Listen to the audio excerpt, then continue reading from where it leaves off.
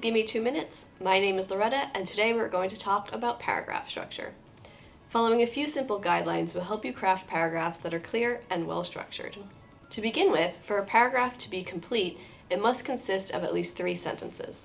This is because each paragraph needs to have a topic or introductory sentence, at least one body sentence, and a concluding sentence.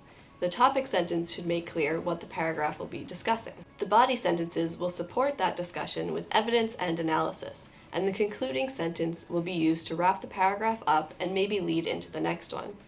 You can think of a good paragraph like a good burger. The bun, or topic sentence and conclusion sentence, will hold everything together. The filling in between then is the body sentences.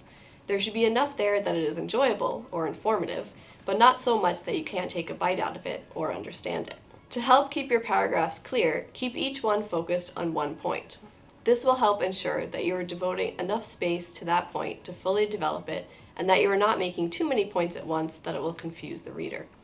Finally, it is important to remember that each paragraph you write won't end up on its own. To help with the flow of your overall essay, it is useful to include signposts and transitions in your paragraphs to link them, outlining for the reader what has or will be covered, or signaling what direction you are heading in.